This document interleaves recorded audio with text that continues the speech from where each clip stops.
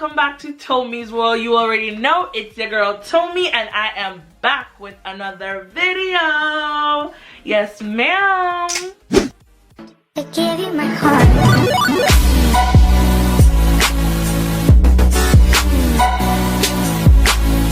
So in today's video, I'm doing a story time for you guys about my first ever solo travel experience. I don't know about you, but recently I've been feeling really nostalgic because I love to travel, and of course we know that because of the current state of the world we can't do that. So I figured I'd just share my first solo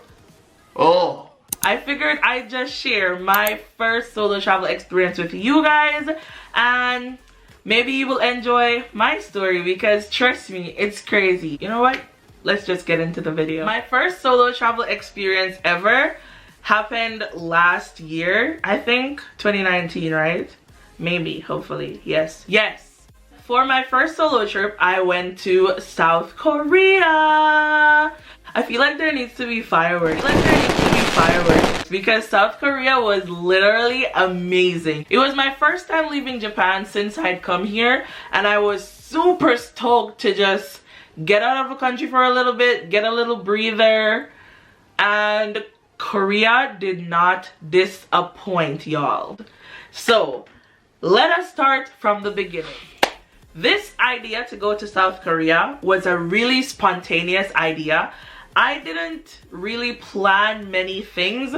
It was just a spur of the moment decision. I had like way too many vacation days and I was going to lose like 10 days. So I knew I needed to use them, and I didn't want to stay in the country. And I've always loved traveling, and I just really couldn't find anyone to go with me. So I'm like, you know what? I'm gonna be traveling to somewhere, and I don't know where it's gonna be, but we going somewhere. Period! So I took out my laptop, searched on Kiwi from my airport to anywhere because they have that option, and then I was checking the flight prices, and to be honest, your girl didn't have that much money. I was still paying my student loan, and I needed to be careful that I didn't go somewhere where I was gonna overspend my budget. So when I looked for the cheapest place, I found South Korea and Taiwan, but I needed a visa as a Jamaican citizen to go to Taiwan. So I was like, okay, no visa, no problem. Yes, honey, let's go. So I booked the ticket, and immediately I just started looking for like hotels, and I was using booking.com to look for hotels. And I say the word hotels because I only went to South Korea, but I went to 3 different cities in South Korea. First I did Seoul, then I did Jeju, then I went to Busan, and then from Busan I flew back to Japan. So I had to get a hostel in all 3 of these locations, and I decided that I was gonna stay in hostels because I was reading up on all these blogs before I decided to book a trip. I didn't know where I was going, but I'm like, where do people stay when they solo travel? And everyone was talking about the good parts of hostels and the bad parts. But as I said, your girl was being really cheap because I needed to find some cheap accommodations, but they still needed to be top tier. And I thought hostels would be a good idea because I wasn't traveling with anyone, so I wanted to be in a place where there were going to be like-minded people who were traveling also, who wouldn't mind being friends with me, you know what I mean? Because that's one of the biggest scares of solo traveling, not meeting anyone and, oh, I'm gonna be alone. It's such a lie. You're gonna meet so many people, you're kind of gonna want your space after a while. I was super duper scared about all of this. I'm like, what am I doing? What have I done? How could I do this? Those were the thoughts that were flying in my mind, and I only had like 3 weeks before I was supposed to leave for this trip. Guys, what did I do? It was at this moment that he knew. He f***ed up. That last week when I was actually supposed to leave, I was texting my friend and I'm like, oh my god, why did I do this? This is a crazy idea. And she even volunteered, like, do you want me to come with you? And I'm like, no, I need to do this on my own, but I also need to get over this fear. I don't want to have fear in my life. I mean, I do have a couple fears, like skydiving, swimming with sharks, riding on a roller coaster. But this was not gonna be one of my fares, guys. No, it was not. So I did it. My friend followed me to the airport, put me on that flight, and we flew to South Korea. I will not lie, it's one of the best decisions that I've ever made. I had such an amazing time. I met so many people. I met people from Russia, America.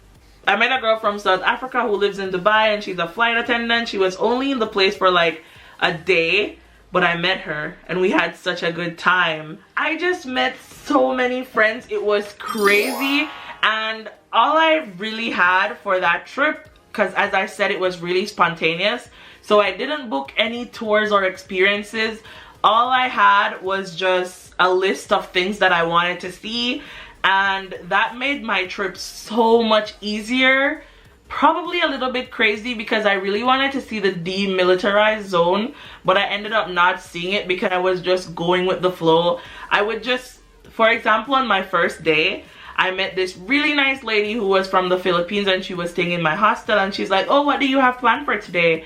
I'm like, I don't have any plans. What do you have planned? And she was like, she doesn't have any plans either, but we could go like walk on the shopping district. And I was like, that sounds amazing. And we just walked. Then she took me out for lunch.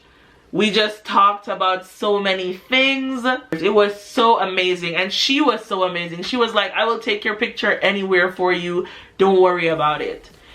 Another thing that I was super worried about before I went solo traveling was definitely, am I gonna be safe? But to be honest, South Korea was super safe. There was never a time when I felt unsafe, even though I was staying in a more rougher neighborhood, which was Itaewon, because that's what I heard about it, that it was rough.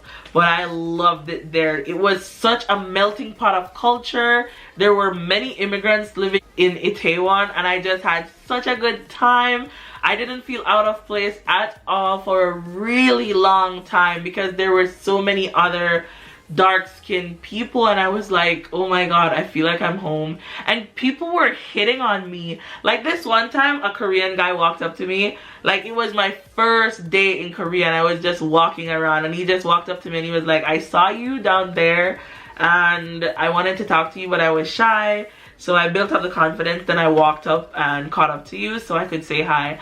And I'm like, what? So he's like, can I take you out for a drink? And I'm like, that's so cute, but no thank you. And I kind of just pat him on the head, and I'm so embarrassed about it now that I'm talking about it. But since I've been living in Japan, I've just gotten this mentality that Asian guys just don't like black girls. So I kind of thought he was trying to prank me or something. I don't know. Anyway, the first stop for my solo trip was Seoul, and I got to see so many things in Seoul. Seoul was my favorite part of this trip. I learned in Seoul that I am a city girl type traveler. Period. I like being in the city where everything is, and the transportation system in South Korea is so easy to manipulate. I didn't have any problems. I just bought the EasyLink card, I think. I don't remember the name. I just bought the card, and then I was tapping away, and whenever it got empty, I just refilled it, and it was so easy. Plus, the other good thing about Seoul was that it was super cheap in comparison to Japan and a lot of other countries. The Japanese yen was worth so much more than the Korean won, so I got to do so much more things with the money that I had, even though I didn't have a lot of it, but I got to see so much and do so much. When I was leaving Seoul, I was super like, no, don't take me, leave me here, I want to stay here. But yeah, I only budgeted for like 4 days in Seoul, and then I was off to Jeju Islands. When I went to Jeju, I also met a lot of people. Like, if you go through my Instagram, you'll see all my photos from my South Korea solo trip, and you're gonna be like, who took those photos? Because they're so cool. And they're just random people that I met on the street, and I'm like, hey, can you take a picture for me? Or people who I just went out with from my hostel, because as I told you, I had no idea what I wanted to do. So every single day I would just latch on to somebody else and go with them on their plans. I had no problem with that. So in Jeju, I met friends from There was one girl from Denmark, and then there were other Americans, Australians. It was just such a good time. We saw so many things in Jeju. I even went to this outrageous love museum where the statues are like really kind of you know, blush. But yeah, Jeju was a good time, but I didn't like Jeju that much, I'm not gonna lie. As I told you before, I found out that I was more of a city girl type travel person. So Jeju was more nature and hiking. It wasn't really my scene. It was super beautiful. Do not regret going to Jeju any at all. But I would prefer to be in the train or the subway and not hike that much. Especially because I didn't bring any hiking clothes. I also stayed in a hostel in Jeju. The hostel was amazing. I think that was the best hostel that I stayed in. Then after I did Jeju, I flew to Busan. I was flying a lot, and this was only like 10 days or 11 days. I flew from Jeju to Busan, and Busan was a mixture of Seoul and Jeju. It was nature, but also city life. Where I was staying, it was literally like over here is a huge city, and then over the other side is just beach. And I'm like, this is the perfect combination that you've been searching for in your life. But the thing about Busan was that I didn't like the transportation system because it was mostly just buses, not a lot of trains, and I was really bad at noting the time for the buses. But I also met so many people in Busan. I saw so many things. I'm just so grateful for all the things that I could see and do in Busan. Another important part of my Seoul trip that I have to mention is the food. I ate so many things. I was just eating all over the place. Like, the food in Korea is amazing. Literally. Like, probably it would be the only food that I would compare to Jamaican food. So you must know, I ate so much. I ate everything. Anything that you can eat, I ate it. Seoul was a good time. To end this video, I just really wanted to talk about some of the things that I wish I had known before booking my first solo trip, and some things that I wish I did different. So the first thing is, do not book on third-party sites. That's horrible. Find the prices for the flights on third-party sites, but try your best to book on the site of the airline site. It makes life so much easier. And if you are booking on a third-party site, try to make sure that it's credible before you do go ahead and book. Also, I think you should kind of have an itinerary and know what you want to do in these places, and possibly book some travel experiences even before you go there. That way, even if you run out of money, you would have already paid for these things, so you'll still get to do them. You know what I mean? And I think my last tip would be to just relax, guys. It's your first solo travel experience. No matter how much you plan, things are gonna go wrong, but you're gonna be fine, okay? So thank you guys so much for watching this video. You guys know I love you so much. Mwah! Don't forget to like, share, and subscribe. Support your girl over here on Tomi's World. You already know. Keep coming back. New videos every week on Thursdays, if I remember, but I try my best. Okay, I'll see you guys in my next upload. Bye. Mwah.